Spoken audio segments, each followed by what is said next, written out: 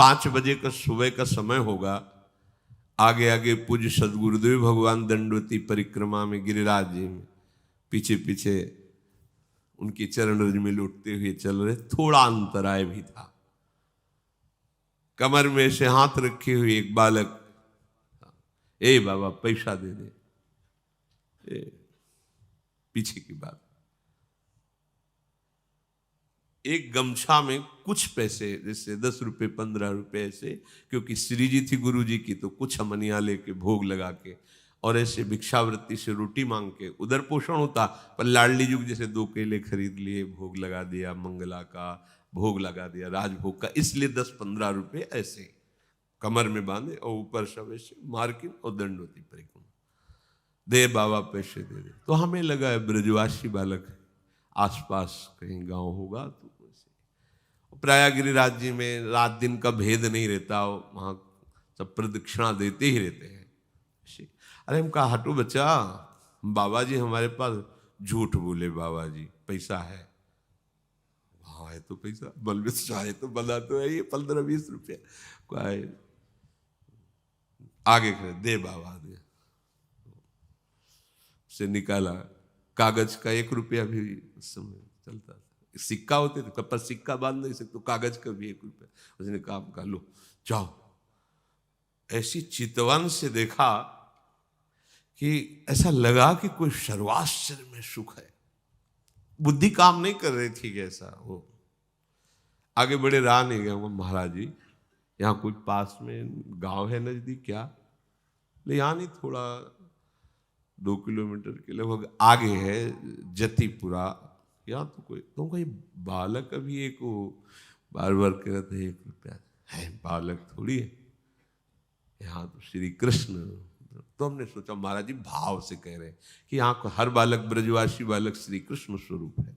जब वृंदावन आए तो भक्ति दीप महाराज, बड़े भजनानंदी महापुरुष, वो बैठे हुए थे छतुरी के नीचे केसी घाट के इधर ही। जब गए प्रणाम किया तो कहा बाबा तुम कब परिक्रमा में गए थे गिरिराज जी की दंडे पे, ऐसे तुम्हें श्री कृष्ण मिले परिक्रमा में? और नहीं महाराज जी श्री कृष्ण तो नहीं मिले हमारे इतने। नहीं बाबा मिले नहीं तुम्हें? महाराज जी ऐसे तो हमें नहीं दिखाई दी कि मुरली बजा रहे हो ऐसे ललित त्रिभंगी खड़े। नहीं बाबा नहीं मिले। महाराज जी वो एक बालक, हमने महाराज जी से बोले वो श्री कृष्ण ही थे। ये बड़े छलिया है, ये बड़े अपने जनों के साथ ये खेलते रहते और हम पहचानने, हम समझते हैं ये व्यक्ति है, हम समझते हैं स्त्री है, हम समझते हैं पशु है, हम समझते हैं बालक है। नहीं, वो बड़े लीला बिहारी है। रोज अपने सबसे मिलते हैं और मुस्कुरा करके जाते हैं कि तू ये मत समझ कि मैं तुझे देख ले रहा, मैं तेरे साथ खेल रहा हूं। हो बुद्धिमान तो पकड़ के दिखा दे मुझे। वो जो सुख लेत सदा ब्रजवासी। एक बार पूज्य श्री सदगुरुदेव, बड़े अद्भुत चमत्कार गुरुदेव भगवान की कृपा से उनके समीप, वो तो सोई जाने जे देह जनाई, लाडली जू के दर्शन करके महल से निकल रहे थे। पीछे से कहा ऐसे, वो राधा बाग है, उसके आगे वो देखो ललिता जू का गांव है, ऊंचा गांव, ऐसे दिखा। जी महाराज इतनी इतनी 2 सुंदर गोरी गोरी लाली आई। महाराज जी का अचला पकड़ के, ए बाबा फूल दे दे। तो हमारी दृष्टि बड़ी सुंदर लाली। तो हमें लगा कि महाराज जी पूर्व में राधा बाग में यहाँ बरसाने में काफी समय तक रहे, तो किसी गोस्वामी परिकर की लाली होगी, महाराज जी को जानती होगी। अब महाराज जी के तो आंसू चले एकदम, हमारी तो समझ में ही नहीं आया। थोड़ी देर में वो लाली से भीड़ के साथ चली गई। महाराज जी लड़खड़ाते हुए ऐसे, मतलब अद्भुत मस्ती। और जे ही राधा बाग की तरफ एकांत हो जाता है तो रोते हुए कहे कि भिक्षावृत्ति से इधर, तो मुझे किंचन के पास आपको देने के लिए क्या है। और ऐसे फपक फक, तो फिर एकदम लगा कि महाराज जी ये किसी गोस्वामी की लाली नहीं थी? बोले नहीं, श्री जी और ललिता जी थी। महाराज जी का श्री जी और यहाँ तो चलते फिरते जो भगवत साक्षात्कार बड़े बड़े ऋषि मुनि, ये उनका घर है, वो कभी भी टहलते मिल जाएंगे, दोनों गलबैया दिए। बस हमारी गलती क्या हो रही, हम धाम के आशिक नहीं हो रहे, धाम की रहने से नहीं रह रहे। इस महान पावन भूमि में हम राग द्वेष की क्रीड़ा कर रहे हैं, हम अपराध कर रहे हैं, इसलिए नहीं, यहां कोई साधन करने की जरूरत है। महारानी जी के घर में रह रहे हैं और हमें महारानी जी से मिलने के लिए कोई साधन करना पड़ेगा। भैया, और देश के बसत ही अधिक भजन जो होए, ये सम तो पूजत नहीं वृंदावन रह सोए। अब कैसे ये कोई कहानी थोड़ी है, ये कोई ऐसे थोड़ी कि वृंदावन की जय बोलने के लिए महापुरुषों ने बढ़ा चढ़ा, ऐसा नहीं है, अक्षरशः सत्य है। ये वृंदावन सच्चिदानंद घन है, ये सिद्ध भूमि है, ये प्रेम भूमि है। आपको केवल अनुभव इसलिए नहीं हो रहा कि आप यहां की रहनी से नहीं रह पा रहे। अगर हम लोग रहने से रहे तो यहां साधना नहीं करनी। प्यारे जो ऐसे गलबैया देकर मिल जाते हैं, उनका घर है, वृंदावन मिल गया मतलब प्यारे जो मिल गए। यहां घर घर हुए रहे हो खिलौना, जगत कहत जाको अविनाशी। यमुना किनारे गोकुल की तरफ टहल रहे थे, विश्व देने से ब्रज में निकल जाते गुरु जी के साथ।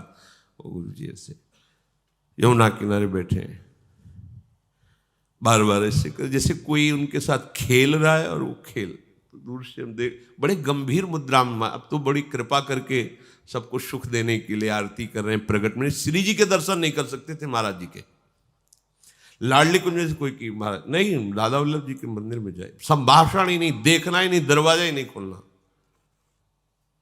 बिल्कुल एकांतिक। वो तो आज कृपा बरसा रहे, कृपा कर रहे हैं। बाद में पूछा, महाराज जी जो चेष्टाएं अभी हो रही थी तो उनका राधा वल्लभ जी थे, कह रहे थे इधर क्यों टहल रहे हो, आओ ना वहां, उधर आओ, वृंदावन में आओ। तो यहाँ हमारे साथ खेल रहे थे ऐसे। आपको आश्चर्य लगेगा, ऐसा कैसे हो सकता है? ये वो धाम है जहां सहजता से सच्चिदानंद प्रभु के साथ खेलने का अवसर मिला है। खेलने का आप नहीं समझ पा रहे, कोई साधन की सामर्थ्य नहीं कि लाड़िलों के समीपता स्वीकार कर पावे कोई। ये खुद इतने दयालु कृपालु है कि आपके गले पड़ जाएंगे आके, आपके साथ खेलेंगे आके। बस आवश्यकता है इनके लिए जीवन समर्पण करने की। हम लोग बहुत कच्चे हैं, बहुत अधूरे हैं। कितना सुंदर अवसर मिला, वही फंसे हुए हैं तात मात सुतदार में, वही अपनी इंद्रियों के दुलार में, मन के दुलार में फंसे। नागरी दास, ध्यान दीजिए, नागरी दास ये विश्व ते न्यारी, लग गई हाथ लूट सुख राशि, जो सुख लेत सदा ब्रज। ये बढ़िया दांव लग गया, जीत जाओ, नहीं कभी नहीं जीत पाओगे। लूट मच गई, या लूट मच रही सच्चिदानंद की। अब जीवन तुम्हारा ऐसे सुखमय हो जाएगा, शब्द नहीं हमारे पास, नहीं है शब्द वर्णन करने के। लाडली जी की कृपा के, लालजू के दुलार के, आज हमारे ऊपर दुलार है, तब हम यहां सब बैठे हैं। नहीं समझ पा रहे आप, आपको लग रहा है हम पैसा लगा के वृंदावन आए हैं, हम पैसा लगा के वृंदावन वास कर रहे हैं। भूल जाना 60,000 वर्ष तक ब्रह्मा जी ने तपस्या की कि वृंदावन में रहने की तो मेरी सामर्थ्य नहीं, अगर गोकुल में रहने को मिल जाए तो। पास नहीं हुआ सरकारी कागज, 60,000 वर्ष की तपस्या। अपने 60 मिनट भी नहीं बैठ सकते एकाग्र होकर के, अपने को वृंदावन वास। क्या समझते हो तुम पर कितनी कृपा है? श्री यमुना जी का पावन दर्शन, वृंदावन धाम का वास और संतों का उच्छिष्ट और राधा वल्लभ नाम, ये जीत गए, अब कुछ बकाया नहीं रह गया। अच्छा, रोज यमुना जलपान ना करो तो बैठे हो तो यमुना जी की ही वायु आ रही, यहां तो माला माल है। काहे को तुम टेंशन ले रहे हो? काहे को बेमतलब सुख समुद्र में बैठकर जल रहे हो? है पानी में मीन प्यासी, मोई सुन सुनी आवे हासी। समुद्र में बैठा हो, प्यास प्यास चिल्ला रहा, प्रेम समुद्र। अब निज धर्म आपनो कहे तहा नित्य वृंदावन रहत बहत प्रेम सागर जहां। वृंदावन का वास हमें मिल गया, या वृंदावन का आश्रय मिल गया और मुख में नाम चल रहा है और संतों की जूठन मिल गई, तो आप कहोगे कि आज से भेजिए फिर जूठन। ये आप पा क्या रहे हैं? ये क्या पा रहे हैं? जूठन का मतलब रोटी दाल की जूठन नहीं है, भूल जाओ। यही संतों का उच्छिष्टामृत उन्होंने जो अनुभव किया, स्वाद लिया, वो तुम्हें दे रहे। जो नाम हमारे गुरु जी जप रहे, जो नाम हमारे आचार्य जप रहे, वही नाम तुम्हें मिला है। हरिवंश महाप्रभु के श्रीमुख में निरंतर राधा वल्लभ, राधा वल्लभ, राधा वल्लभ, वो आदेश कर रहे हैं, राधा वल्लभ लाल को हृदय ध्यान मुख नाम। वही तो चला रहा है परंपरा से, आप क्यों नहीं जप रहे? चलत फिरत सुनियत यह श्री राधा वल्लभ लाल, अमृत नाम है राधा वल्लभ, अमृत नाम। प्रियाजू को अधीन करने के लिए बहुत सुंदर अवसर मिल गया है। श्रीधाम वृंदावन हमारा सहायक है। गुरुदेव हाथ पकड़ करके ले चल रहे, हम लड़खड़ा के गिरेंगे भी तो इतने समर्थ हैं, हमें पकड़ लेंगे। बस हमें चाल अपनी उधर ही बढ़ानी, श्री जी की तरफ। देखो, इसमें आपको एक विशेष सावधानी रखनी। परमार्थ में आपके सामने भय या प्रलोभन दो उपस्थित होंगे। आप माना भयभीत हो गए, लेकिन बढ़ना प्रियाजू की तरफ ही। प्रलोभन हो गया, देख रहे उस भोग की तरफ, लेकिन कदम तुम्हारे नहीं रुकने चाहिए, बढ़ना प्रियाजू के, तो जीत जाओगे। अगर प्रलोभन में खड़े हो गए या भय से पीछे मुड़ गए तो घाटा हो जाएगा। नागरी दास विश्व ते न्यारी, लगी गई हाथ लूट सुख राशि। सुख में निमग्न हो जाओ। जिसकी सहायक प्रिया प्रीतम, उसको गिरा कौन सकता है? अभी तुम समझ ही नहीं पाए, तुम अनाथ हो क्या यार?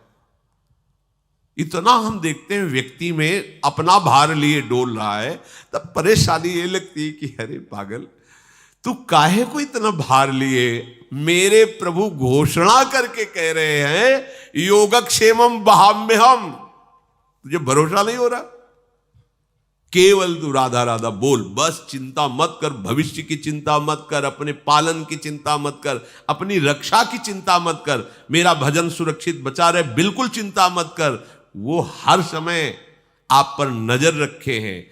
जो प्राप्त कराना है आगे आगे प्राप्त कराते जाएंगे, जो बचाना है रक्षा करना है वो रक्षा, ये उनका भार है, हमारा नहीं है। हमारा सिर्फ काम है राधा राधा राधा राधा राधा। प्रभु कह रहे माम अनुस्मर, सतत मेरा स्मरण कर। अब इस बात पर ध्यान देते हैं कि स्मरण हमारा सतत क्यों नहीं होता। स्मरण तीन तरह से होता है। एक होता है बोधजन्य, एक होता है संबंधजन्य, और एक होता है क्रियाजन्य। बहुत ध्यान से सुनना, बड़ा लाभ का विषय है। भगवान का आदेश है तस्मात् सर्वेषु कालेषु माम अनुस्मर, मेरा बार बार स्मरण करो। स्मरण तीन प्रकार से होता है। एक होता है बोधजन्य, एक होता है संबंधजन्य, और एक होता है क्रियाजन्य। जो बोधजन्य स्मरण है, इसमें भजन करना नहीं पड़ता। ये बहुत कृपा से स्थिति होती है। एक बोध संबोधन है स्वरूप का, आत्मस्वरूप का बोध, ब्रह्म बोध संपन्न महापुरुष कहा जाता है, आत्मस्वरूप। और एक बोध शब्द होता है इस बात का अनुभव हो जाना कि मैं श्यामा श्याम की हूं, श्यामा श्याम मेरे हैं। मतलब ये कहने सुनने की बात नहीं रह गई, उसके हृदय में बैठ गया है। जैसे 50 वर्ष पहले जन्म हुआ था, कभी किसी ने कान में बता दिया होगा कि स्कूल में जन्म हुआ है, कभी रटा नहीं, कभी ध्यान नहीं किया, बहुत सी साधना करते हुए ऐसे। आज भी अगर कोई भी कहे कि आपका शरीर किस कुल में, तो किसी पूछना नहीं पड़ेगा कि भाई मैं किस कुल में जन्मा हुआ, ये शरीर किस कुल में, नहीं पूछना, ओ अमुक बोल देंगे। ये क्या हुआ? बोधजन्य स्मरण। कभी जपा नहीं, कभी ध्यान नहीं किया, पर कभी भूला भी नहीं। वो बना हुआ कि ये शरीर कहां जन्मा, किस कुल में जन्मा। ये इसे बोधजन्य स्मरण कहते। पर ये असत है, इसकी कोई महत्ता नहीं, ये असत है। ऐसे ही गुरु कृपा से हमारे हृदय में बात बैठ गई कि अरे मेरे असली आश्रयदाता तो श्यामा श्याम में भूल कर भटक रहा था संसार के संबंधों में।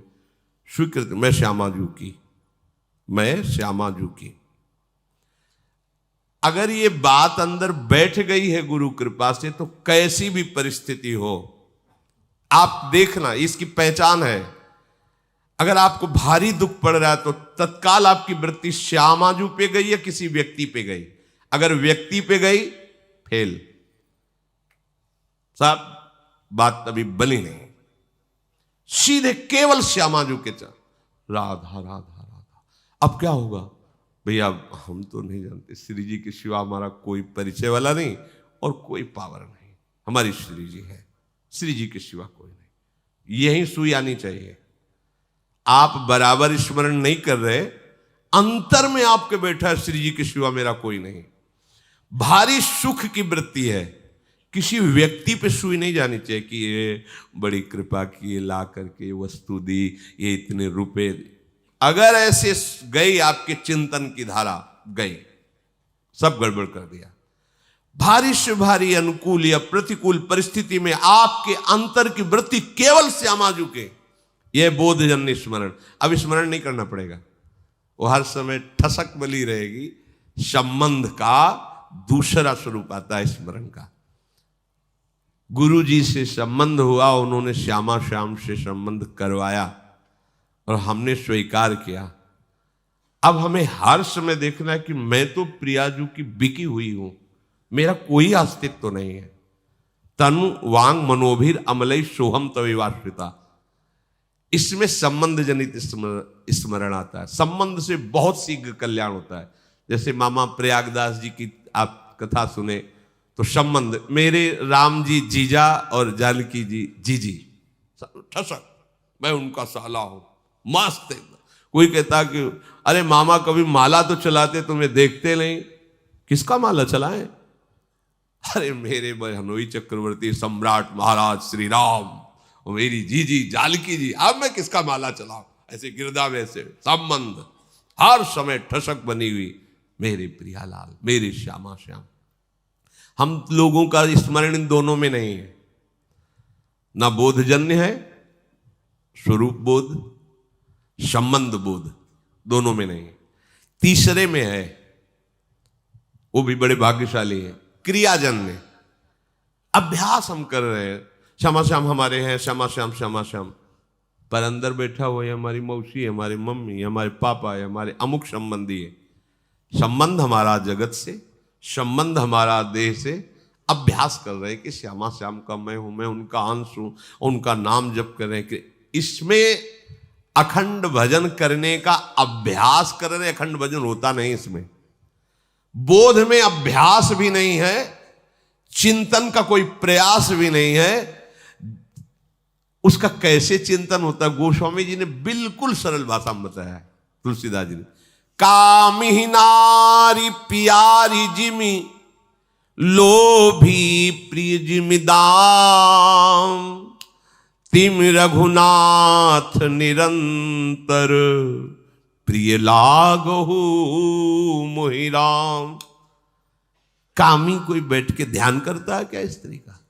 पर कभी क्या ध्यान भूलता है क्या? ये है सच्चा भजन। ये लोभी आदमी क्या धन का कभी ध्यान करता है क्या? पर कभी क्या भूलता है क्या? सतत उसी में स्थिति उसकी रहती है। ऐसे ही श्यामा श्याम में महत्पुरुषों की स्थिति रहती है, जिनका संबंध सिद्ध हो गया है, सहचरी भाव को प्राप्त हो रहे, उनको भजन करने की जरूरत है।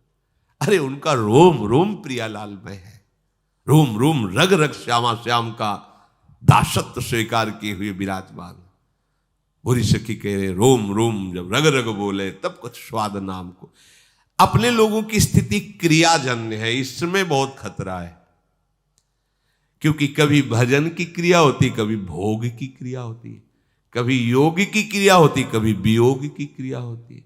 ये बहुत खतरनाक स्थिति। अभी भजन की ये स्थिति ठीक नहीं है, क्योंकि जब कभी प्रतिकूलता आती तो न संबंध दिखाई देता है, न बोध दिखाई देता है, केवल क्रिया थी, क्रिया ये दिखाई देता। आपकी शरणागति एक क्रिया थी, आपका भेष परिवर्तन एक क्रिया था, क्या न संबंध था न बोध था, इसीलिए बात बनती नहीं। अगर संबंध की ही ठसक आ जाए तो बोध होने में देर न लगे। अगर क्रिया भी गुरु आज्ञा के अनुसार होने लगे तो संबंध का अनुभव होने में देर न लगे। चलते तो हम प्रथम सीढ़ी से हैं, नागरी दास जी महाराज बड़ी ठसक से बोल रहे हैं, हमारी सबही बात सुधारी, कृपा करी श्री कुंज बिहारी अरु श्री कुंज बिहारी। क्या बोले, राख्यो अपने वृंदावन में जीठा रूप उजारी। अब हमको क्या चिंता करनी है, हम वृंदावन वासी हैं, चिंतन करना है, चिंता नहीं करनी है। अब जहां हम ये कह देते कि क्या चिंता करनी, बेपरवाह रहो, तो इस बात को तो समझ नहीं पाते और भोगों का चिंतन करके भोगों में उतर गए, ये बेपरवाही है, मूर्खता है। चिंता नहीं करनी, चिंतन करना है, स्वामिनी जी का चिंतन। अपने वृंदावन में हमें रख लिया, स्वामी हमारी सारी बात सुधार दी। जीठा रूप उजारी, नित्य केली आनंद अखंडित, रसिक संग सुखकारी, कलह कलेश न व्यापे ईठा है ठोर विस्तृते न्यारी, नागरी दासी जन्म जितायो, बलिहारी बलिहारी, हमारी सब ही बात सुधारी। आपके मन में आता है ये बात? हमारी बात हो गई। आपको कोई अगर पूछे कि आपकी साधना क्या, आपका कल्याण क्या, हमारा सब हो गया क्या? अरे वृंदावन वासी, तुमको अब भी चिंता है कल्याण की? हम वृंदावन वासी अब भी हम पापी हैं? हमारी स्वामिनी जो अब भी हमें किसी के आगे कल्याण की भीख मांगनी पड़ेगी? तुम सोचो अपने विषय में। हम तो ब्याज भरोसे कुंवर की सोवत पा, ये ठसक संबंध तो क्या कभी विस्मरण होगा क्या? नहीं, पर हम इसका दुरुपयोग करते हैं, भोगों में खेलते हो, कहते ब्याज भरोसे कुंवर के सोवत पांव पसार। गलत बात है, गलत बात है। कृपा का अनादर मत कीजिए, मन मानी आचरण, विषय प्रपंच की वार्ता, चिंतन, और कहते हो ब्याज भरोसे कुंवर के। सो कुंवर के भरोसे से कहीं पापाचरण होता है? स्वामिनी का भरोसा हो तुम्हारे हृदय में, तुम्हारे अंदर भोग वासना, अरे कैसी बात करते हो? समस्त लोगों का स्वामी जिनसे कृपा की याचना करता है, उन स्वामिनी की ठसक हृदय में हो, और फिर तुम अशांत, और बात बनी नहीं। समझो अभी ठसक नहीं आई। ये अब क्रियाजन्य जो हमारा भजन है उसको समझिए। ये यद्यपि कहने में तो तीसरे नंबर में है, पर हमारे चलने में पहले नंबर में है। हमारे लिए आखिरी नंबर है बोधजन्य, संबंधजन्य, और फिर ये क्रियाजन्य। ये पहली सीढ़ी है भजन की अच्छी, क्रियाजन्य भजन। इसमें क्या होता है कि दो प्रकार के साधक होते हैं, एक विरक्त और एक गृहस्थ। दोनों भगवत प्राप्ति की योग्य है। अगर गृहस्थ हैं, ध्यान देना, इसमें भी प्रकार है। वो संसार का कार्य करते हुए प्रधान भाव संसार का रखते हैं और गौड़ भाव भजन का रखते हैं। कि कहा था राधा राधा राधा राधा, पर प्रधानता है कि संसार का कार्य छूटने न पावे, बिगड़ने न पावे, घाटा न होने पावे गृहस्थ में। क्योंकि सारा कार्य रुपये से चलेगा, राधा नाम से थोड़ी चलेगा। ऐसी भावना मूल में उनके बैठी है, उनके हृदय में बात बैठी। क्रिया करूंगा तो धन मिलेगा, धन मिलेगा तो हमारी बात बनेगी। हाँ, थोड़ा मंगल हो जाए, आनंद हो जाए, इसलिए राधा नाम भी लेते रहते हैं।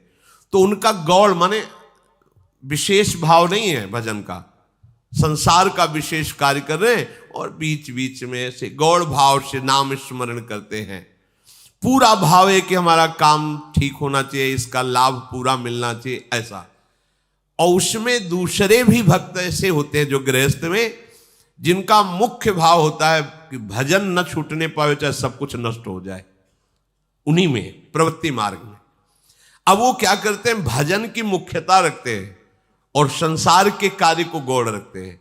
तो उनका कार्य भी सही होता है, क्योंकि भजन हो रहा है तो एकाग्रता है, मुख्यता भजन की है, और उनका परिणाम भी बहुत जोर का मंगल होता है। ये दूसरा अभ्यास वाला बहुत जल्दी संबंध को प्राप्त होगा और फिर संबंध की कृपा से वो बोध को प्राप्त हो जाएगा।